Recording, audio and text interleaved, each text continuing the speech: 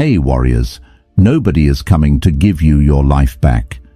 The years that passed while you were waiting to feel ready are gone. The opportunities that existed in the seasons you spent on comfort instead of growth are gone. The mornings you handed to distraction instead of direction are gone. The conversations you kept postponing, the work you kept meaning to start properly, the version of yourself you kept planning to become when the timing was finally right. All of those seasons passed, and the timing never became right on its own. Because timing does not become right on its own. It becomes right when you decide it is right, when you stop waiting for a signal from the outside that it is finally time to begin, and you give yourself that signal from the inside, right now, with what you have, in the circumstances that actually exist, rather than the perfect circumstances that were never going to arrive. But here is what is important. The version of yourself that could have been built in the time that was spent on things that did not matter is not gone. It is waiting, still available, still entirely possible, still on the other side of a decision you have not yet made but can make right now. The decision to stop treating time as something you have plenty of. The decision to stop borrowing from the future to pay for comfort in the present. The decision to look honestly at what is happening with the hours and to change what happens with the hours that are still coming. The Stoics were not gentle about this. They were honest, brutally, uncomfortably, permanently honest. And their honesty, as hard as it sometimes lands, is the most genuinely useful thing that can be offered to a person who is spending the one resource they cannot earn back on things that are not worth what they cost. 7 brutal truths, not comfortable ones, not the kind that leave you feeling validated about where you are, the kind that land hard because they are accurate, the kind that once fully heard cannot be unheard, the kind that change not just what you do with your time, but who you understand yourself to be, and what you understand yourself to be, building with the hours you still have. Before we begin, type this in the comments and mean it. I stop wasting time, starting now. 1. You are not waiting for the right moment. You are hiding in the idea of it. The right moment is the most effective hiding place ever invented. It requires no effort to maintain. It comes with built-in justification. It feels responsible rather than avoidant. It sounds like patience rather than fear, and it keeps people from doing the things they most need to do for years at a time without ever forcing them to honestly name what is actually happening. What is actually happening is this. The right moment is not a real thing, it is a story. A story the part of you that is afraid of beginning tells to the part of you that genuinely wants to begin. And it is a very convincing story, because it always contains a grain of truth. Timing does matter sometimes. Preparation does matter sometimes. Conditions do affect outcomes sometimes. And so, the story sounds reasonable. It sounds like wisdom. It sounds like the kind of measured and mature thinking that separates people who succeed from people who rush in without preparation.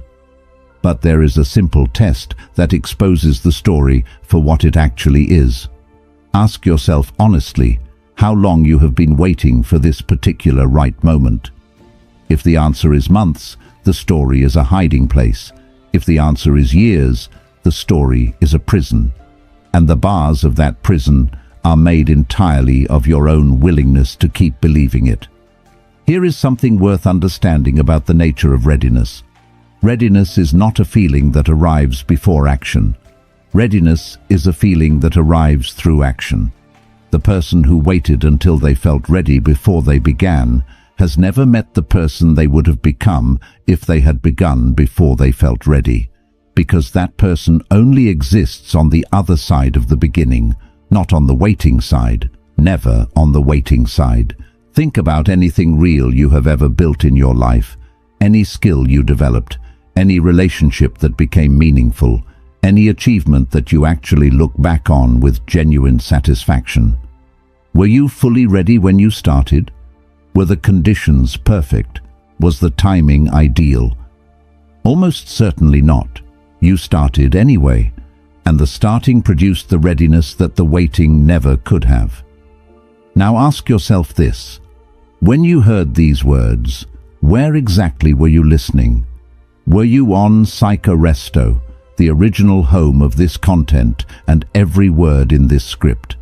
Because if this same voice and these same words appeared on any other channel, including Stoic Direction, what you witnessed there was stolen work being presented as original creation. And here is why that matters in the context of everything we are talking about. Hiding behind someone else's work is the ultimate version of waiting for the right moment. It is choosing the shortcut over the building, the copy over the creation, the borrowed voice over the developed one. The Stoics had no patience for that either, because a person who takes what belongs to someone else rather than building their own is making the same choice as the person who waits for the right moment forever. They are choosing the easier option over the necessary one. And as we will discuss throughout this entire conversation, that choice always produces a smaller version of the person making it. Always. Without exception. Now, back to you. And back to the moment you are in right now, which is the only real moment available. Seneca wrote something that has not lost a single degree of its force in 2,000 years. He said, "While we are postponing, life speeds by." While we are postponing, not while we are resting, not while we are genuinely preparing. While we are postponing, life speeds by. Not slows to give you the moment you were waiting for, not pauses to let you catch up, speeds by. And every postponed beginning is not just a delayed start, it is a missed season of becoming, a season in which the skill was not practiced, the habit was not built, the character was not forged, the confidence was not earned. All of those things only come through doing, and every day of waiting is a day they did not come. Here is the practical truth buried inside this brutal one. The first step of anything genuinely important does not require perfect conditions. It requires only the decision to take it. Not a perfect decision, not a fully informed decision, a real decision, acted on, in the imperfect moment that actually exists. Because the imperfect moment acted on is worth infinitely more than the perfect moment perpetually waited for. The moment you are in right now is the right moment. Not because it is perfect, because it is real.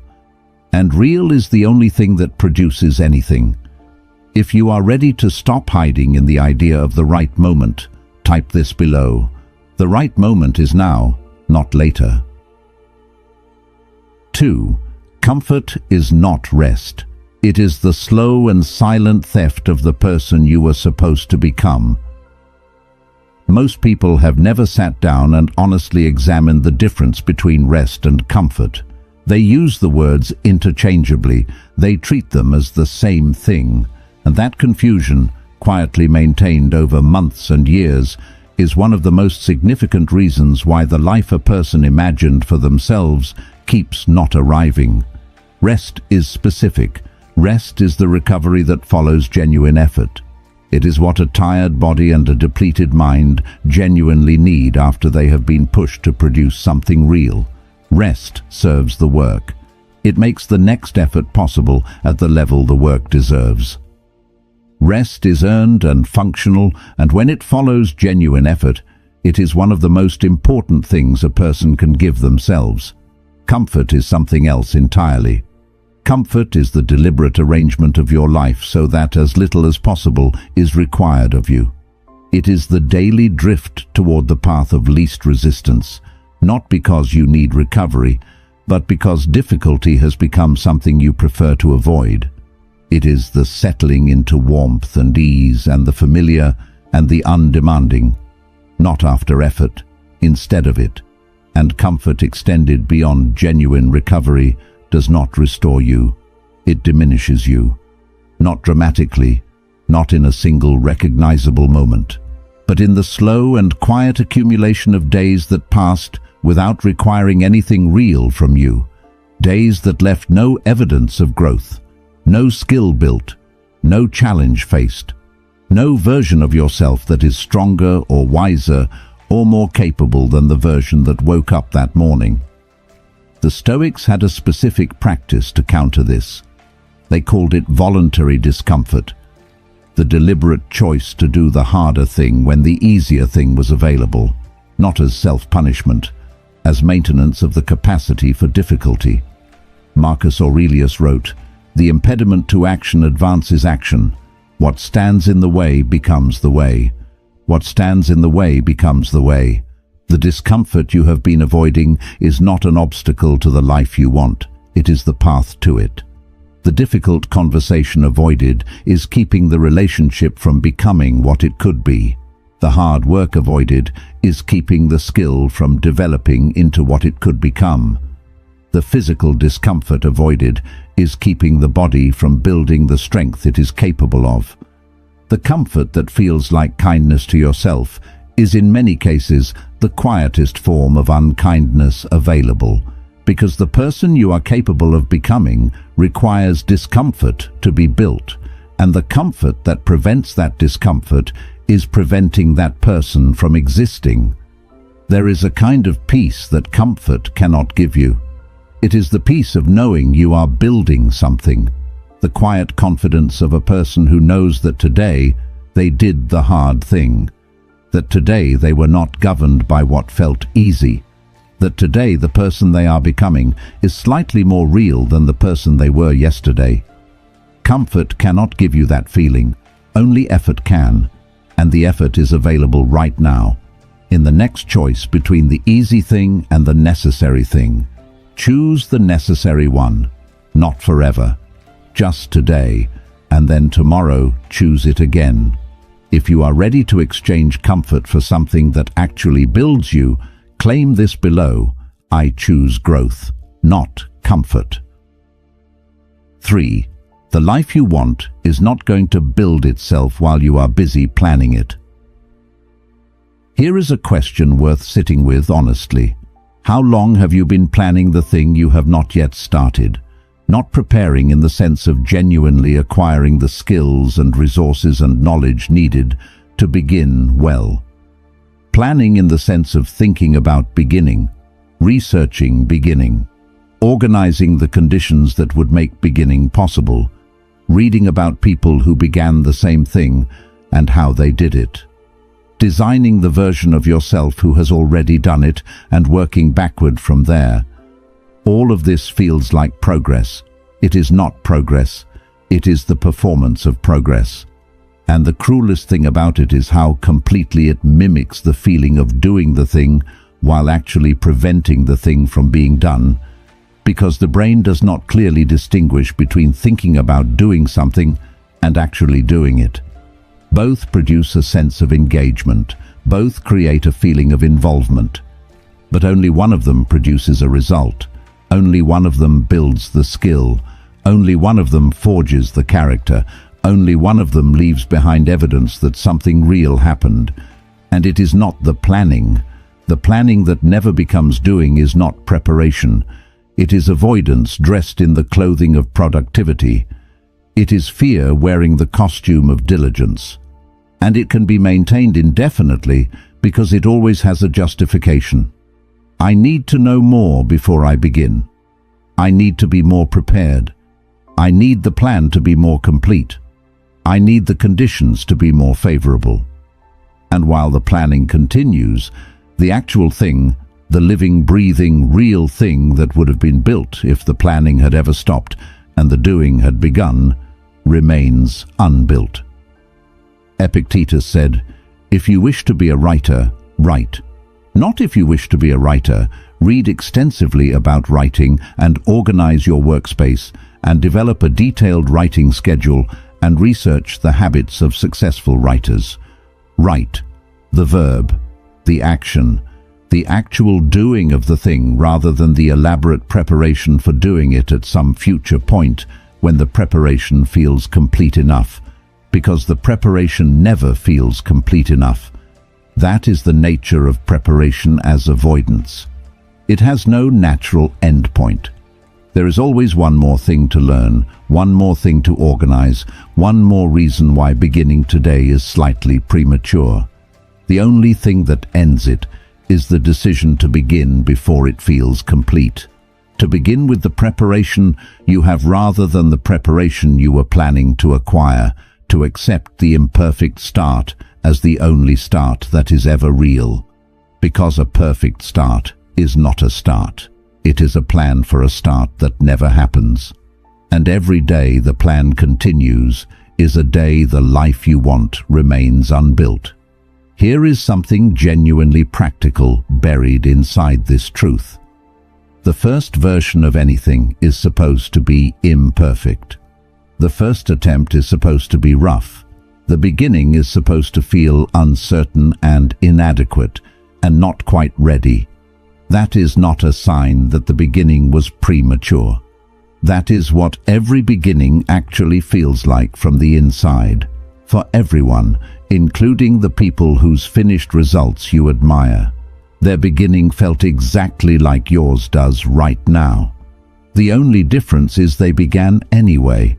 If you are ready to stop planning and start building, write this below. I build, not just plan. 4. Most of what you call productive is keeping you busy enough to avoid the work that actually matters. There is a version of a full and busy day that produces almost nothing. You have had this day, maybe recently, maybe regularly. The day where you were active from morning to evening, where you moved from one thing to the next without stopping, where the inbox was managed and the messages were replied to, and the administrative tasks were handled, and the meetings were attended, and the urgent things were dealt with, where by every surface measure the day was productive.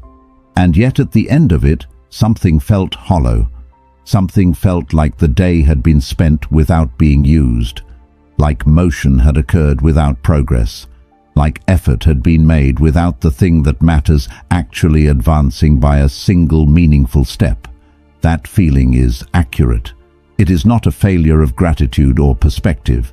It is the honest recognition of a day spent on the performance of productivity rather than the substance of it.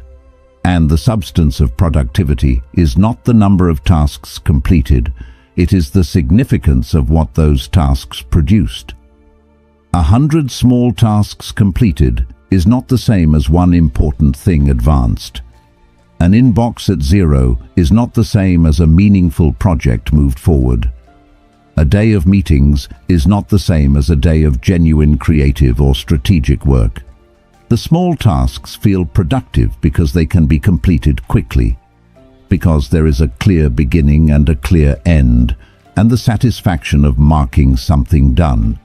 The important work does not offer that satisfaction as easily. It is harder to start, harder to sustain, harder to feel confident about in the middle of doing it, and it is almost always available to be postponed in favor of the smaller tasks that feel more manageable in the moment, which is exactly what happens every day for most people.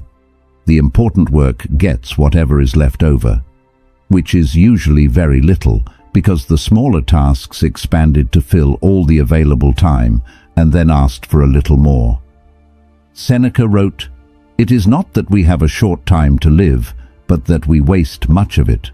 We waste much of it, not through idleness, through misdirection, through the consistent choice of the urgent small task over the important large one, through the management of the inbox instead of the advancement of the vision, through busyness that feels like productivity and produces the feeling of a full day while leaving the things that would actually change the trajectory of the life exactly where they were." The practical solution to this is not complicated, but it requires genuine honesty. Every morning before anything else, ask one question. What is the one thing that, if I do it well today, makes today genuinely matter? Not the 10 things on the list. One thing. The thing that advances something real, that builds something that will still be there tomorrow, that reflects the best of what you are capable of rather than the minimum required to get through the day. Do that thing first, before the inbox, before the messages, before the urgent small tasks that will happily consume every available hour if you let them. Do the important thing first and let everything else fit around it. That single change to the order of the day produces more genuine progress in a week than a month of days spent on the performance of productivity.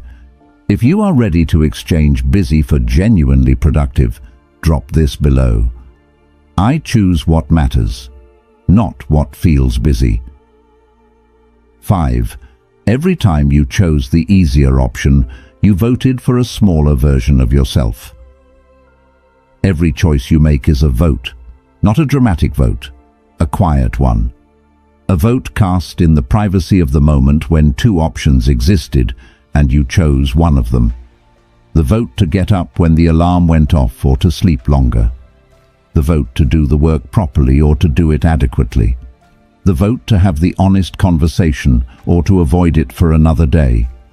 The vote to begin the hard thing or to scroll for another hour instead. Each individual vote seems small, inconsequential, not the kind of choice that changes a life. But choices are not evaluated individually. They are evaluated in aggregate, and the aggregate of your choices over a month, over a year, over 5 years, is exactly the person you have become, not the person you intended to become, not the person you described yourself as being in conversations about your goals and your values and your plans, the person that the actual votes produced, because votes do not lie. Words lie, intentions lie, plans lie. Votes tell the truth. And if the votes have been consistently going to the easier option, the smaller choice, the comfortable path, rather than the necessary one, the person produced by those votes is a smaller version of the person the other votes would have produced, not irreversibly smaller, not permanently smaller, but smaller in this moment than they needed to be. And tomorrow's votes can begin changing that, not dramatically, not through some grand declaration of a new beginning, through the next choice, the very next one, which is the most important vote available to you right now. Here is what makes this truth genuinely useful rather than just uncomfortable. The votes compound, not just in the negative direction when the easy option is consistently chosen. In the positive direction when the harder right thing is consistently chosen instead. Every vote for the hard thing makes the next hard thing slightly more accessible. Every choice of depth over distraction makes the next choice of depth over distraction slightly more natural. Every moment of doing the thing properly rather than adequately builds the standard that future moments are measured against. And the person produced by consistent votes for the better option is not just slightly better than the person produced by consistent votes for the easier one.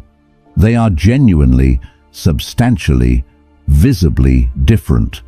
Different in their capacity, different in their confidence, different in the quality of the work they produce and the relationships they build and the standard they hold themselves to when nobody is watching.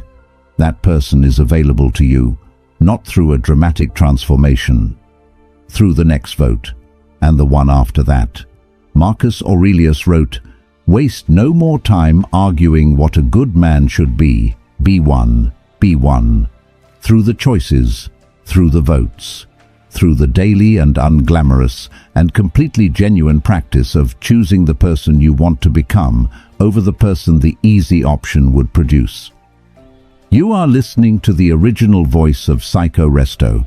If you heard this same content on any other channel, including Stoic Direction, you are watching stolen work. 6.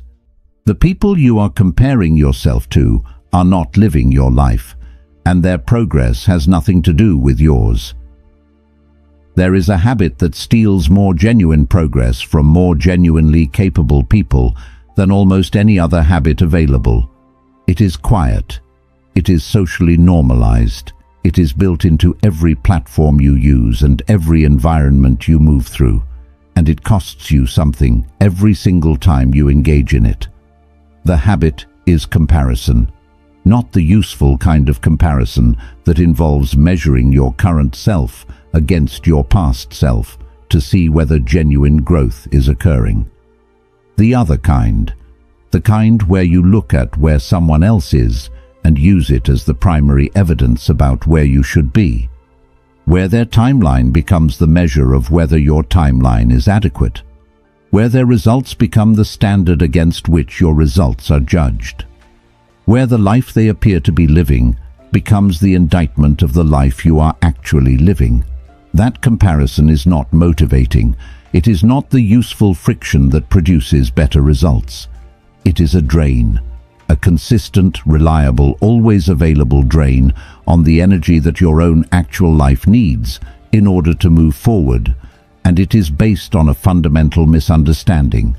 The people you are comparing yourself to are not living your life. They did not start where you started.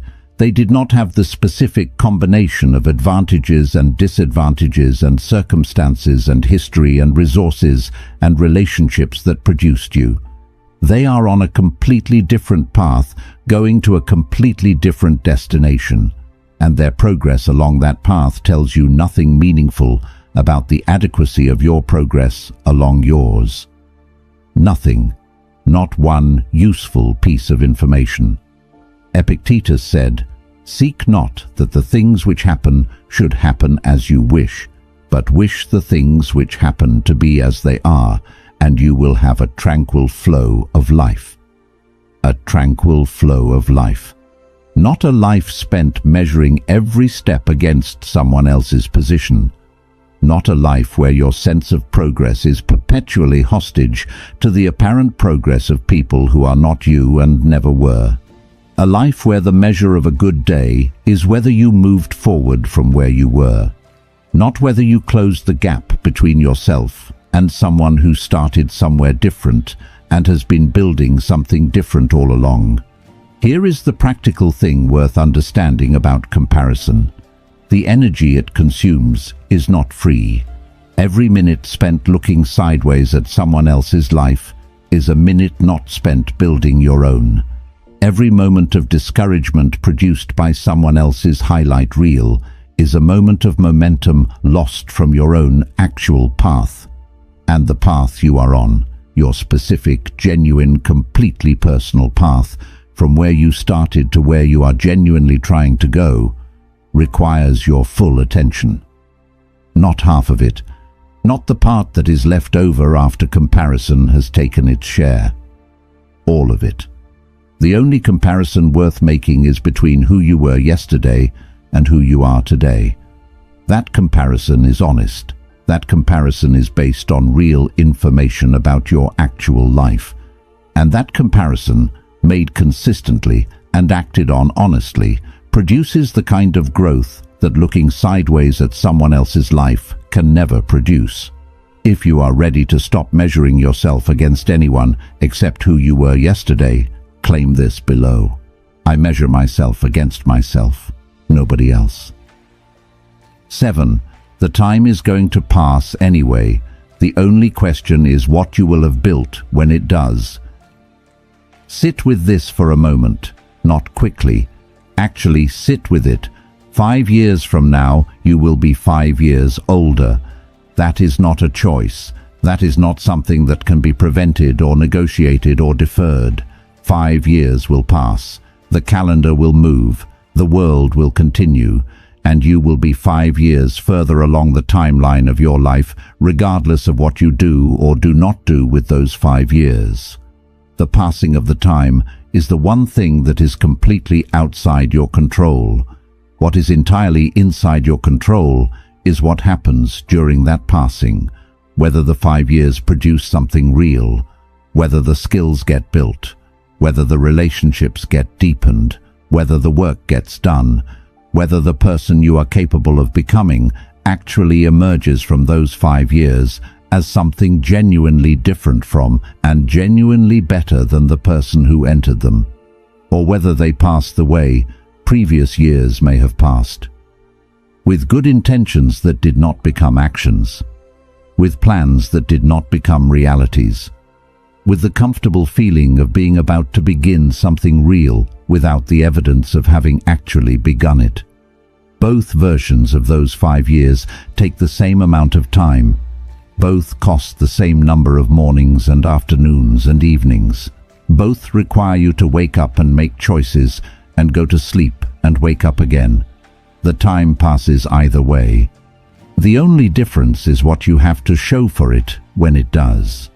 Seneca wrote, "Begin at once to live and count each separate day as a separate life, each separate day as a separate life.